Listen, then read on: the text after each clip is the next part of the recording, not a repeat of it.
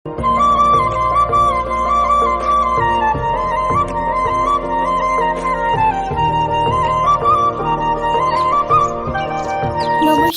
আমার প্রিয় বন্ধুরা, আশা করছি তোমরা যে যেখান থেকে আমার এই ব্লগটি দেখছো সবাই খুব ভালো আছো, সুস্থ আছো। আর আমিও তোমাদের সকলের ভালোবাসাতে বেশ ভালো আছি। আমি সাথী, আমার ছোট্ট চ্যানেলে সকল বন্ধুদেরকে অনেক অনেক স্বাগত আর আমার বুক ভরা ভালোবাসা জানিয়ে আজকে নতুন আরও একটি ব্লগ শুরু করলাম। তো বন্ধুরা, প্রত্যেক দিনের মতনই আজকের ব্লগটি তোমাদের খুব ভালো লাগবে, তোমরা স্কিপ না করে দেখতে থাকো। দূর থেকে না দেখেও মানুষকে ভালোবাসা যায়, জানো তো? কেননা ভালোবাসা হয় অন্তর থেকে, মুখ দেখে নয়। মুখ দেখে যে ভালোবাসা সৃষ্টি হয় সে ভালোবাসা একদমই ভালোবাসা নয়। এই যে যেমন আমি তোমাদেরকে না দেখেও তোমাদেরকে আমি অন্তর থেকে খুব ভালোবাসি, আর এক মুহূর্ত যদি তোমাদের সামনে না আসতে পারি তাহলে আমার একদমই ভালো লাগে না, কিরকম যেন একটা লাগে। কিন্তু তোমরা আমাকে কতটা ভালোবাসতে পেরেছো বা তোমাদের সামনে আমার ভিডিও যদি না যায় তোমাদের কিরকম লাগে সেটা আমি অবশ্য জানি না। যাই হোক বন্ধুরা, পুরো ভিডিওটি জুড়ে আমি আছি, তোমাদের সঙ্গে অনেক গল্প গুজব হবে, তার সঙ্গে পুরো দিনটা আমি কিভাবে উপভোগ করলাম সবকিছু তোমাদের সঙ্গে শেয়ার করব। আশা করছি তোমাদের খুব ভালো লাগবে, তোমরা আমার সঙ্গে থেকো। সকালে ঘুম থেকে উঠে বাসি কাজকর্ম মোটামুটি কমপ্লিট করে ফেলেছি। ঘর বাড়ি ঝাড়ু লাগানো, বাইরে ঝাড়ু লাগিয়েছি, বিছানা তোলা হয়ে গেছে, আর এখন এসেছি ব্রেকফাস্ট বানাতে। আজকে দেরি করে ঘুম থেকে উঠেছি কারণ মেয়ে আজকে স্কুলে যায়নি, তো ছেলেকে স্কুলে পাঠিয়ে দিয়েছি। ওর পাপা বলেছে তুই স্কুলে চলে যা বাবা, আমি যখন অফিসে যাব তোর জন্য লাঞ্চ নিয়ে যাব। ওই জন্য দুজনে মিলে লেগে পড়েছি ব্রেকফাস্ট বানাতে। আজকে বানাবো লুচি, সুজি আর আলুর তরকারি। তরকারিটা এখন রান্না করতে হবে না, তার কারণ আমি রাতের বেলাতে রান্না করে রেখেছি। সকালবেলার দিকে একদমই উঠতে ইচ্ছা করে না, ওই জন্য বেশিরভাগ তরি তরকারি আমি রান্না করে রাখি। তো এখানে বড় আমাকে লুচিগুলো বেলে দিচ্ছে আর আমি এক একটা করে লুচিগুলো ভেজে তুলে নিচ্ছি। দেখো কি সুন্দর গোল গোল ফুলেছে, একেবারে ফুলে টগরের মতন হয়ে গেছে। আমি এত সুন্দর করে লুচি বেলতে পারি না, মানে লুচি আমার গোল হয়ই না। ওই জন্য বেশিরভাগ যখন বাড়িতে লুচি পরাটা বানানো হয় তখন আমাকে বড়ি বেলে দেয়। মেয়েটা এখনো ঘুম থেকে ওঠেনি, ঘুমিয়ে রয়েছে। তোর পাপা ওকে ডাকছিল ওট ওট ওট, কিন্তু আমি ওনাকে মানা করেছি যে ডেকে তুলো না, শরীরটা অসুস্থ, তাছাড়া উঠে এখন সকাল সকাল কি বা করবে। আমার লুচি সুজি সবকিছু বানানো হয়ে গেছে। আর বর বলছিল তেল যখন গরম আছে কটা পাঁপড় ভেজে দাও, ওই জন্য 5-6টা মতন পাঁপড় ভেজেছি।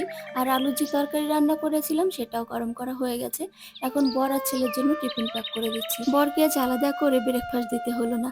আমি যখন লুচি ভাজছিলাম তখন উনি না এক একটা করে নিয়ে নিয়ে অনেকটাই খেয়ে ফেলেছে, পেট ভরে গেছে। ওই জন্য আর কি ওনার সবজি টবজি কোনো কিছুই লাগেনি।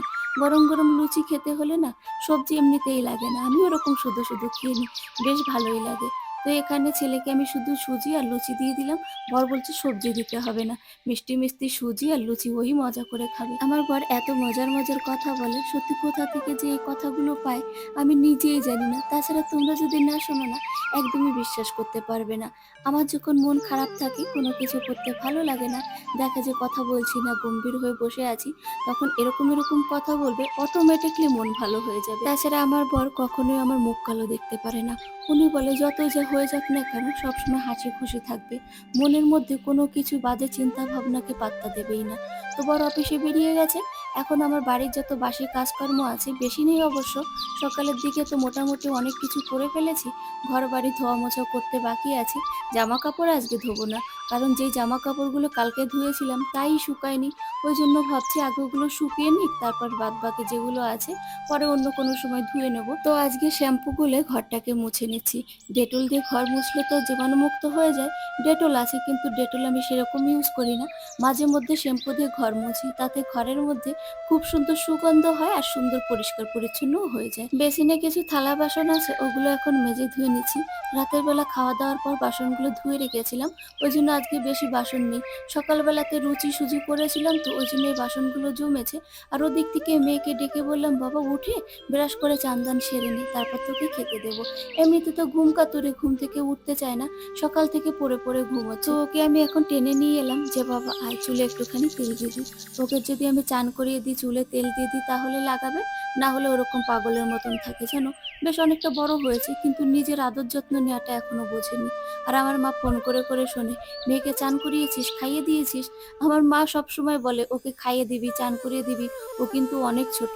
তবে কি বলতো, কাজকর্মের ফাঁকে ফাঁকে যতটুকু টাইম পাই ততক্ষণ তো ছেলে মেয়েদেরকে টাইম দিই। হয় ওদের সঙ্গে কোথাও ঘুরতে যাই, না পারলে ওর পাপার অফিসে চলে যাই ওদেরকে নিয়ে। আমাদের এই ভাড়া বাড়িতে লাক্সারি কোনো ফার্নিচার নেই, ভালো কোনো জিনিস নেই, তাই দেখি অনেকে অনেক কথা বলে, কিন্তু শুনে আমার ভীষণ খারাপ লাগে। তবে কি বলতো, সংসারে যতই অভাব অনটন থাকুক না কেন, গৃহিণীদের সুঅভ্যাস দিয়ে সংসারটাকে সুন্দর করে মেনটেন করে রাখা উচিত। আমি সেরকম করে ঘরটাকে সাজিয়ে গুছিয়ে রাখতে চাই, কিন্তু ঘরের অবস্থা এরকমই, যতই সাজিয়ে গুছিয়ে রাখি না কেন দেখতে একদমই ভালো লাগে না।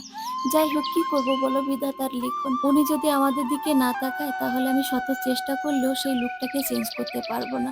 আমি মাঝে মধ্যে ভাবি ভগবান বোধহয় আমাদের দিকে তাকাতেই ভুলে গেছে, ওই জন্য আমাদের এত দুঃখ কষ্টের মাঝখান দিয়ে জীবনযাপন করতে হচ্ছে।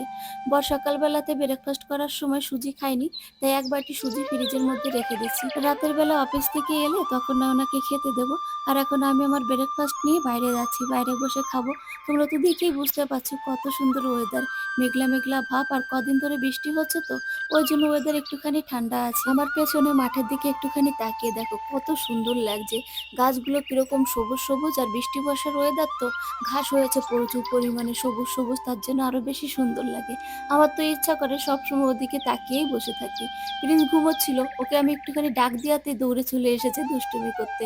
ওকে দুধ সেরিলাক্স মিক্স করে দিয়েছি, না খেয়ে দুষ্টুটা এক নাগাড়ে ঘুমিয়ে যাচ্ছে।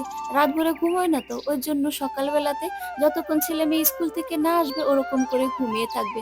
তারপর ওর আবার টাইমের ঠিক আছে, ও বুঝতে পারে দাদা দিদি কখন স্কুল থেকে আসবে, তখন গেটের কাছে গিয়ে দাঁড়িয়ে তাকিয়েই থাকে ওদেরকে দেখার জন্য। দুপুরে খাওয়া দাওয়ার পর সবাই মিলে একটুখানি শুয়েছিলাম ঘুমোবো বলে। ছেলে মেয়ে দুটো তো ঘুমিয়ে গেছে, কিন্তু যখনই কুলার চালিয়েছি যত দুনিয়ার মাছি এসে নাকে মুখে পড়ছে, ওই জন্য ভাবলাম আর আমার শোয়ার দরকার নেই, উঠেই পড়ি। বাইরে দিয়ে ঘোরাঘুরি করছিলাম, আর এখন ছেলে ঘুম থেকে ওঠা মাত্রই ওকে নিয়ে বসেছি পড়াশোনা করাতে। ওকে নিয়ে না বসলে না একদমই কাজকর্ম কমপ্লিট করে না, মানে হোমওয়ার্ক। মেয়ে বলছে মাম্মি খিদে পেয়েছে, তাই ওকে বললাম মুড়ি চানাচুর খা, ওই জন্য পেঁয়াজ কুচি করে দিয়েছি, সর্ষের তেল মুড়ি চানাচুর একসঙ্গে মেখেও খাচ্ছে। আর এদিকে রান্না বান্না করবো, সবকিছু জোগাড় গোছাল করে রেখেছি, ভাতও চাপিয়ে দিয়েছি, আর একটুখানি হলে ভাত রান্না হয়ে যাবে। ভেবেছিলাম আজকে মাছ ভাতে দেবো, মানে ভাপা করব। তারপরে ভাবলাম শুধু ভাপা দিয়ে তো ভাত খাওয়া হবে না, মাছের ঝোলই রান্না করি।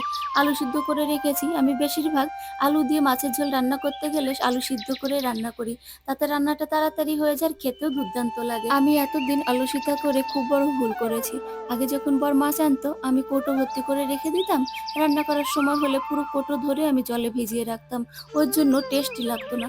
আর এখন বর বলেছে পলিথিন ভর্তি করে আলাদা আলাদা করে রেখে দাও, ওই জন্য এখন মাছ খাচ্ছি তো মাছের একটু টেস্ট চেঞ্জ হয়নি, জানো তো, যেরকম মাছের স্বাদ থাকে ঠিক সেরকমই আছে।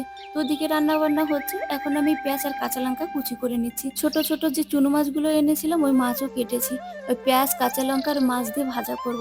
আগে যখন ছোট ছিলাম আমাদের বাড়িতে আমার মা ওরকম করে রান্না করতো, পেঁয়াজ কাঁচা লঙ্কা দিয়ে মাছ ভাজতো, সে যে কি দারুণ লাগতো, পুরো এক থালা ভাত খেয়ে ফেলতাম ওই দিয়ে। মেয়ে খাটের ওপরে বসে মোবাইল দেখতে দেখতে মুড়ি খাচ্ছে, আমি ওকে বলতে এসেছিলাম বাবা জামা কাপড়গুলো একটুখানি ভাঁজ করে রেখে দে, তো বলছে মাম্মি আমি খেয়ে নিই তারপর দিচ্ছি। তো মুড়িও খেয়ে দেখলাম বেশ ভালোই লেগেছে, তবে অনেকক্ষণ ধরে মেখেছে তো ওই জন্য মুড়িগুলো কিরকম যেন চুপসে গেছে, কড়কড়া ভাবটা আর নেই। তো আমার এখানে রান্না বান্না কমপ্লিট হয়ে গেছে, টাইমের অভাবে বেশ কয়েকদিন হলো রিলস শুট করা হয় না। আজকে সকাল সকাল রান্না বান্না হয়ে গেছে, তাই ভাবলাম চান দান করে কিছু রিলস ভিডিও বানিয়ে নিই।